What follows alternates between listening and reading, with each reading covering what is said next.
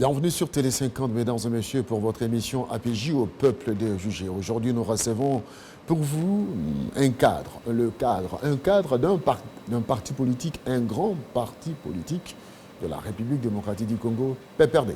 Lui s'appelle Serge Kadima. Serge Kadima, bienvenue. Merci beaucoup, M. Crispin. Serge Kadima, doctorant en management, formé en Chine. Et il n'y a pas longtemps, vous avez bénéficié d'un diplôme au collège, après la formation, bénéficié au collège de hautes études de stratégie et de défense, deuxième promotion spéciale. Exactement, c'est ça mon petit parcours. C'est une formation paramilitaire? Bon, c'est une formation transversale. Vous savez, la stratégie de défense n'est pas seulement militaire, elle est aussi économique, elle est aussi sociale, et elle intervient dans tous les domaines de la vie nationale. Formé en Chine, vous parlez chinois? Je parle un peu chinois pour la communication. J'ai fait mes études de 3e cycle en anglais. En anglais? Oui. Cadre du PPRD? Je suis bel et bien cadre du PPRD. Je suis au PPRD depuis sa création. J'ai été fier d'avoir répondu à un appel d'un jeune président à l'époque, le président Joseph Kabila, alors que j'étais étudiant. J'étais passionné par sa détermination de pouvoir diriger, sinon prendre les responsabilités de ce pays. J'ai adhéré dans son discours, dans son programme, dans sa vision. Et nous avons eu l'avantage d'avoir implanté les partis dans plusieurs structures sur le plan national. Très jeune, embrassant la politique, motivé par quoi? Motivé par les discours du président Joseph Kabila. En 2001, au mois de janvier, j'étais en train de suivre un jeune avec courage qui prêtait serment, qui prenait l'engagement de diriger ce pays, de prendre toutes les responsabilités du pays, qui n'a pas eu peur de la dette que nous avions vis-à-vis de la communauté internationale, vis-à-vis de nos partenaires traditionnels. Je fais allusion aux institutions de Bretton Woods, la Banque mondiale des fonds monétaires internationaux, le Club de Paris et la Banque africaine de développement et toutes les autres structures financières qui étaient en rupture avec nous. Quelqu'un qui n'a pas eu peur de prendre l'héritage des 32 ans de mauvaise gouvernance dans ces pays. Alors nous avions dit que parce que ces pays nous appartenaient et que l'avenir nous appartenait, il fallait les soutenir. J'ai cru en lui, je l'ai soutenu. Jusqu'à aujourd'hui, je suis avec le président Joseph Kabila. Après, c'est la marche au sein du PPRD. On vous a vu très motivé, très jeune, mais motivé, à toujours prendre la parole, même devant les grands frères qui sont très longtemps dans la politique. Serge Kadima se confirme de plus en plus.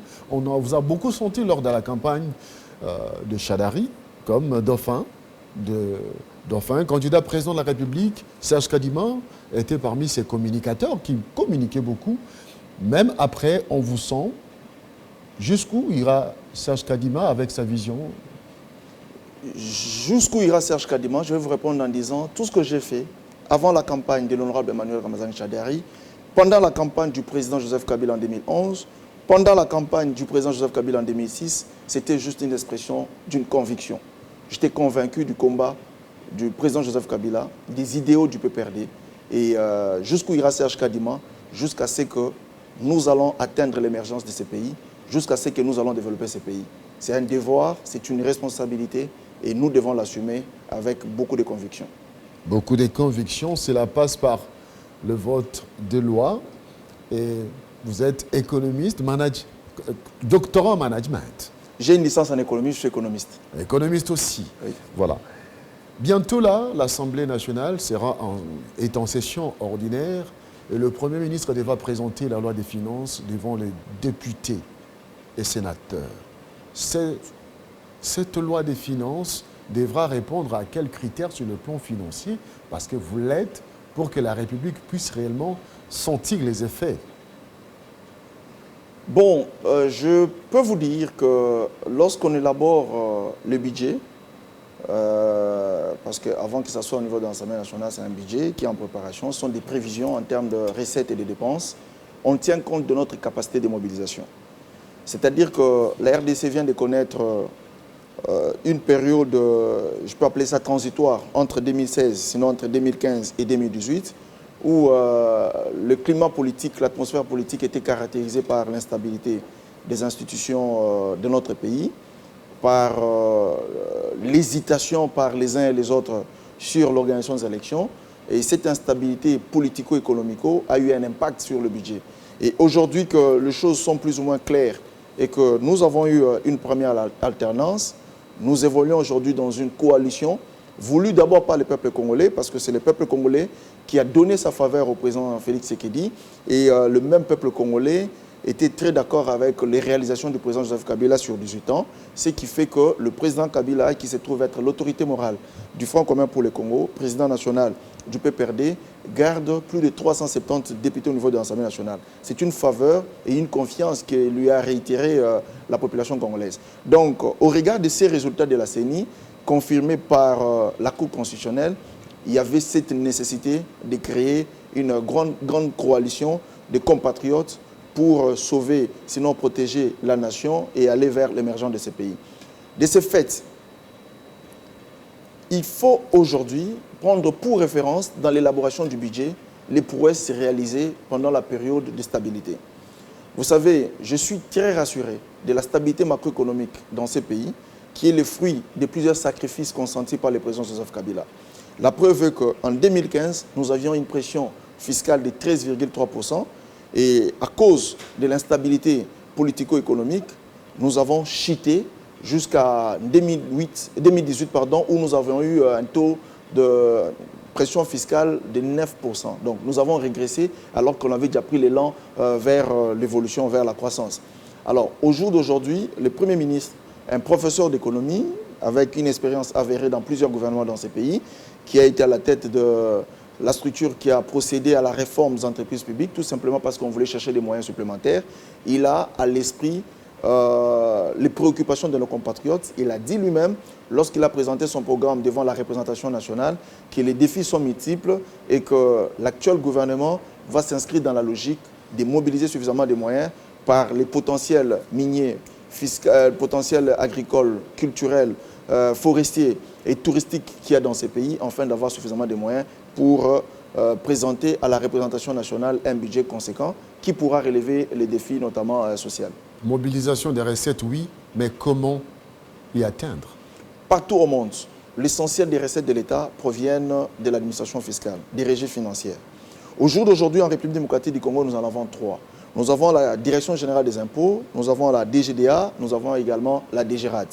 Et nous avons le ministre des Finances qui vient d'une régie financière.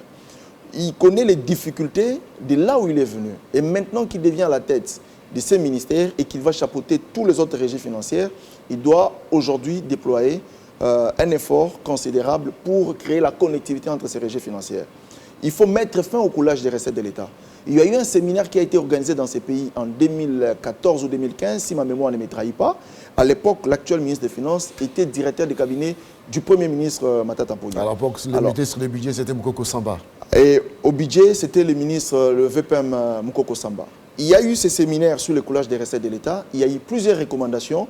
Et Monsieur José Ntse, le ministre des Finances, à l'époque directeur de cabinet du ministre Matata Ponyo, je crois bien qu'il doit avoir une copie de ces résolutions, sinon de la substance de ce qui avait fait l'objet de ces discussions. Et il n'a qu'à appliquer cela pour améliorer la pression fiscale, pour améliorer l'administration fiscale dans ces pays, afin d'avoir suffisamment de moyens. Nous sommes un pays potentiellement riche. Nous devons transformer ces potentiels en richesse pour permettre à tous nos compatriotes de bien vivre dans ces pays.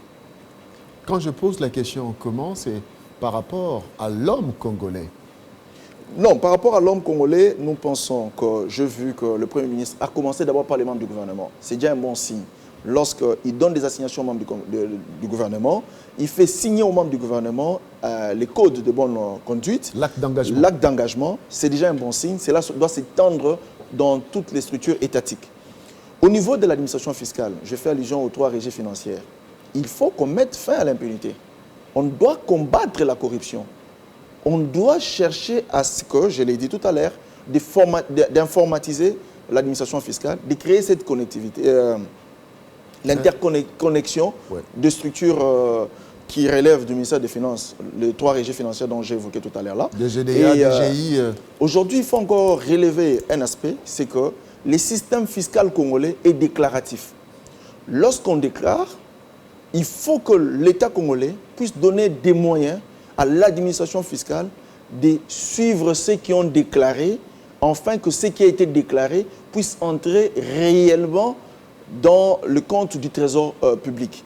Alors, au jour d'aujourd'hui, malheureusement, il y a des gens, jusqu'à preuve du contraire, qui confondent leur compte personnel, leur poche, avec les comptes du Trésor public. Donc, nous pensons que de ces points de vue-là, les ministres des Finances ont des responsabilités de rationaliser les ressources naturelles de notre pays, de suivre les opérateurs économiques, de suivre également les responsables des entreprises publiques qui déclarent aussi, mais qui doivent faire suivre cette déclaration par les paiements au compte du Trésor public. Et aujourd'hui, on a l'impression que tout le monde, oui, l'opinion publique est tellement remontée contre la corruption, le coulage des recettes, que la prise de conscience doit être démise dans l'échelle des animateurs de gouvernement. Sinon, c'est la sanction. Oui, le Premier ministre l'a dit, c'est comme ça que j'ai dit tout à l'heure là que le fait de faire signer à ses collaborateurs, sinon aux membres du gouvernement, l'acte d'engagement, cela prouve qu'il a une manifeste volonté d'étendre cela sur toutes les autres structures étatiques. Lorsque ça sera fait, on pourra mettre fin à la gabegie financière, on pourra mettre fin à la corruption, on pourra mettre fin au coulage des recettes de l'État. Et quand on parle de recettes de l'État, ça saute à l'œil, c'est le financement de la gratuité de l'enseignement. Il faudra payer l'enseignant. Il faudra améliorer le salaire des fonctionnaires. Alors, quelle fourchette devra-t-on allouer à l'enseignement pour réellement couvrir la gratuité de l'enseignement pour qu'il n'y ait pas de tension sociale? C'est vrai que la volonté de tout un acteur politique, c'est l'amélioration du vécu quotidien. Le président Joseph Kabila, il s'était battu pour rendre la gratuité de l'enseignement gratuite, pour rendre la gratuité de l'enseignement effective. Voilà. Mais malheureusement, nous avons évolué dans un contexte où nous étions de temps en temps, sinon souvent, agressés à l'Est de la République. Et on ne pouvait pas laisser nos compatriotes de l'Est dans cette inquiétude, alors que vous et moi, on évolue à Kinshasa dans l'inquiétude. Alors, le président de la République a essayé d'équilibrer les choses. C'est une séquence qui pose problème. Parce qu'au jour d'aujourd'hui, quand on regarde à la première lecture, nos potentiels fiscaux, nous sommes en mesure de le faire. Mais tout de suite, j'ai dit non, parce qu'il faut un travail. Lorsque le président Kabila voulait le faire, il y a eu une guerre. Souvenez-vous, en 2013, on était agressé à l'Est de la République. Qu'est-ce qu'il fallait faire? Avec le M23. Avec le M23. Il a convoqué les concertations nationales. C'était pour mettre ensemble les filles et les fils de ces pays, afin de réfléchir sur comment mettre fin à la guerre et comment améliorer nos conditions économiques, comment améliorer les conditions de nos compatriotes. Ça coûtait les moyens, ça coûtait ce que ça coûtait. Vous êtes journaliste, vous connaissez les coûts. À côté de cette option qui était politique, il y avait une autre option, l'option diplomatique. Et pour faire la diplomatie, on ne la fait pas avec les beaux yeux de nos partenaires. Il y a des moyens qu'on engage parce qu'il faut les déplacements, il faut prendre en charge les gens qui se déplacent. Et la diplomatie a aussi un coût. Et il y avait une troisième option, c'était l'option militaire. Et quand on parle de l'option militaire, on fait allusion aussi à tout ce qui va avec, notamment les moyens. On ne peut pas mener une guerre et la gagner sans les moyens. Il faut lever les options stratégiques militaires, il faut la mise en œuvre de tout ce qui est décidé, tout ce qui est fait. Et pour la mise en œuvre, pour ce qui concerne les options militaires, il faut des moyens. Donc ça a quand même retardé cette effectivité, sinon ça a retardé la mise en œuvre de la gratuité de l'enseignement. Et aujourd'hui, qu'il y a cette quiétude qui découle des dernières élections, à la suite de cette alternance, nous pensons que le gouvernement actuel va voir quelles sont nos capacités actuelles de mobiliser les moyens au regard de la loi des finances 2018-2019, oui. Comment projeter 2020, tout en mettant un accent sur l'écoulage des recettes de l'État, tout en mettant un accent à ce que nous avions toujours évoqué pendant la campagne de l'honorable Emmanuel Ramazani Shadari, c'était une justice distributive. Lorsqu'on aura réussi à mettre en place un dispositif qui accorde une justice distributive à tous nos compatriotes, ça sera un début de solution. Donc, bref, la plus grande responsabilité incombe au ministre des Finances qui doit améliorer la qualité de politique publique, la qualité des dépenses dans ces pays. Évidemment, je recommande au ministre des Finances de passer rapidement à la mise en œuvre du projet sur la loi Des finances. sur la chaîne des recettes qui est en chantier. Évidemment, le gouvernement doit tenir compte du fait que le président Joseph Kabila avait instruit le gouvernement en 2015 pour qu'on mette en place un plan stratégique de développement. Et dans ces plans stratégiques de développement, on a intégré la cartographie de notre pays pour voir comment planifier notre pays, enfin de se rassurer de la trajectoire qui va nous amener vers l'émergence de ces pays en 2030 et son développement en 2050. Le peuple congolais s'est toujours dit déçu de la hauteur du budget national. On retrouve dans le pays limitrophe les budgets qui sont exorbitants, mais l'immensité, les territoires congolais très grands, mais on retrouve la RDC avec un budget des fois. On a commencé à l'époque avec autant de millions, monté 2 milliards, 4 milliards, 5 milliards, 8 milliards, puis rechuté. Alors, cette fois-ci, quel sera le budget? Quel doit être le budget? Vous êtes économiste et puis financier des formations. Qui doit-on faire pour réellement rehausser le niveau de notre budget? Et cela aura quelle incidence sur la vie sociale? Nos compatriotes ont raison de se plaindre sur la qualité du budget dans ces pays. Parce que quand on regarde, il n'y a pas adéquation entre les potentiels fiscaux et les budgets que les différents gouvernements ont eu à présenter au niveau de la représentation nationale pour que l'Assemblée nationale, la représentation nationale puisse voter et que ça soit promulgué et ça soit considéré comme la loi des finances. Tout simplement parce que dans ces pays, il y a des gens de mauvaise foi. Il n'y a pas que les gouvernements qui ont l'obligation d'améliorer les budgets. Nous tous, partout où nous sommes, dans les différents secteurs ou dans les différents domaines de la vie nationale, nous avons l'obligation d'œuvrer pour améliorer les conditions de vie de nos compatriotes, pour améliorer les recettes de l'État, pour améliorer la qualité de ces budgets. Pourquoi je l'ai dit? Le président Joseph Kabila prend le pouvoir en 2001. Il trouve notre pays avec un budget de moins de 500 millions de dollars. Nous évoluions dans un vase clos parce qu'on n'était plus crédible vis-à-vis de nos partenaires extérieurs. On n'était plus en programme formel avec les institutions de Bretton Woods, notamment le Fonds monétaire international, tout simplement parce que nous avions une dette de plus de 14 milliards de dollars qu'on n'a pas pu payer et parce que les politiques publiques ne rassuraient plus. Et il y a même des États ou des partenaires qui nous ont considérés comme un pays en faillite. Le président Joseph Kabila, il prend le pouvoir, il prend le courage, il prend le choix courageux de relever ce pays. Il envoie son ministre des Finances de l'époque, le gouverneur de la Banque centrale de l'époque, M. Massango Mulongo, aller discuter avec ses partenaires pour rassurer que nous allons changer de politique publique et que nous allons changer de comportement. Il va axer sa gestion sur les résultats. Ça a été fait. Les partenaires qui étaient sceptiques, il a eu à défendre cela et ils nous ont demandé de faire un projet. Et c'est comme ça qu'à l'époque, on avait élaboré le programme intérimaire renforcé. Grâce à ces programmes qui devaient durer une année, c'est-à-dire 2001-2002, et les résultats de ces programmes étaient probants. Ce qui fait que nous avions élaboré entre 2002 et 2005 le programme économique du gouvernement où on reprenait la situation de l'époque et on faisait également des prévisions pour améliorer les conditions de notre pays. J'ai oublié un aspect par rapport au programme intérimaire renforcé. Le pays PIR, qu'on l'appelait comme ça, avait pour mission d'abord de casser l'hyperinflation, de stabiliser les cadres macroéconomiques. Et c'était ça les conditions de nos partenaires. Il fallait d'abord stabiliser les cadres macroéconomiques, il fallait casser l'hyperinflation. Et au bout d'une année, ça marchait, grâce au président Joseph Kabila. Et c'est comme ça qu'on a élaboré le programme économique du gouvernement. Nous avons élaboré avec les partenaires. Il faudra se baser sur cette expérience pour améliorer la suite? Nous sommes passés par là, oui. Quand vous trouvez, vous achetez une maison dans un état délabré, la première chose, c'est de stabiliser d'abord les acquis. Et c'est ce que le président Joseph Kabila fait. Il faut d'abord, pour tout économiste partout au monde, on va vous dire que pour avoir la maîtrise, il faut d'abord stabiliser les cadrages macroéconomiques. Si vous avez l'hyperinflation, vous ne savez pas évoluer. Il faut d'abord ramener les fondamentaux du cadre macroéconomique au vert. Et ce qui a été fait, nous avons évolué.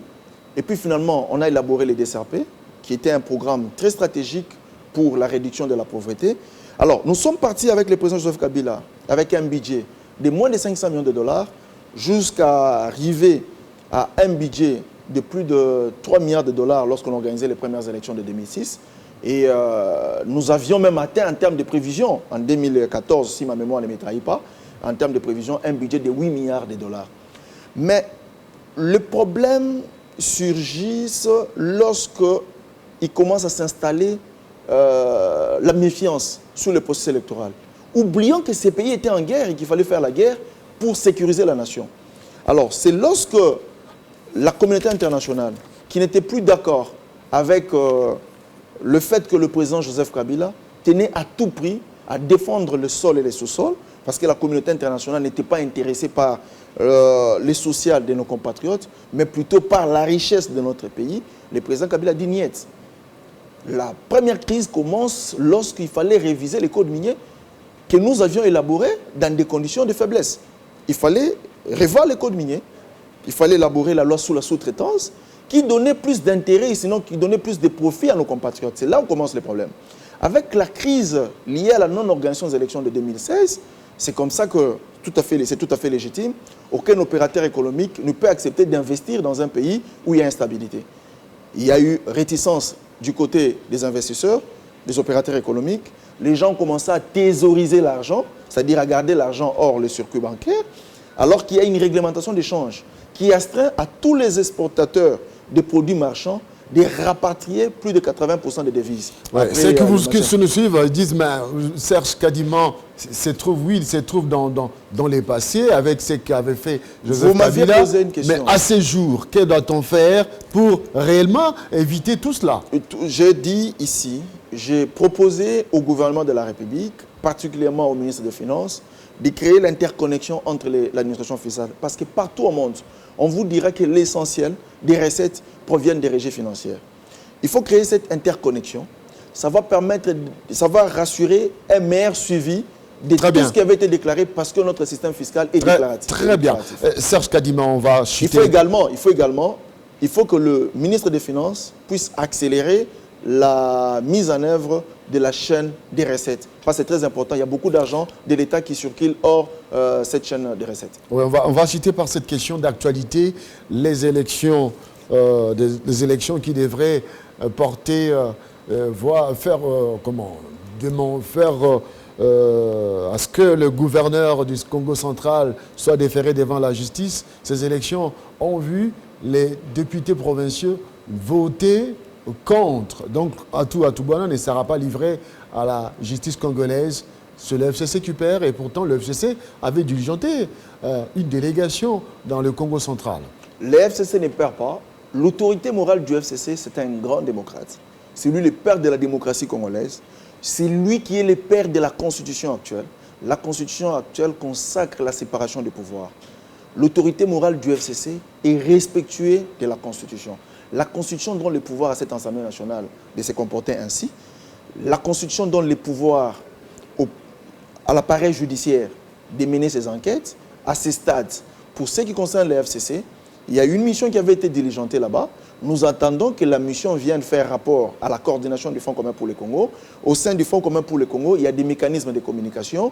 À ce niveau-là, on va nous dire ce qu'a été l'essentiel de la mission qui a été au Bas-Congo. À ce moment-là, je pourrais me prononcer pour vous dire c'est quoi l'option qui est levée par le Fonds commun pour le Congo. À ce stade, c'est le jeu démocratique qui s'est fait. Les membres de cette délégation n'ont pas été à la hauteur? Je ne peux pas dire que les membres de cette mission n'ont pas été à la hauteur. Le FCC a confié une mission à une équipe qui est descendue sur place.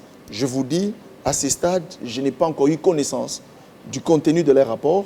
Et nous attendons que les rapports soient déposés sur la table de la coordination. Et la coordination nous appellera en tant que communicateur pour nous donner les éléments de langage. Et pour le comité stratégique du Fonds commun pour le Congo, ils vont se réunir pour lever une option par rapport à la suite. Et l'évaluation, si la mission a été à la hauteur ou pas, sera fait au niveau de la coordination, parce que c'est la coordination qui a confié cette mission. On sent qu'on a en face de nous un stratège formé au collège des hautes études, de stratégie. Vous m'avez appelé pour commenter l'actualité. Je suis en train de vous relater les faits. Je vous dis ce qui va être fait. C'est qu'il y a eu la coordination qui a confié une mission. La mission est partie, la mission est rentrée. Les rapports de la mission n'est pas encore publié, n'est pas encore connu. À ce stade, je ne peux pas inventer des choses. Je ne peux pas non plus commenter la rumeur qui circule. Parce que ce sont des projections mentales. Serge Kadima, merci. C'est moi qui vous remercie, M. Crispin. Merci d'avoir accepté l'invitation des APJ au peuple de juger. Mesdames et messieurs, ça n'est donc fini. Nous allons vous retrouver prochainement. Au revoir.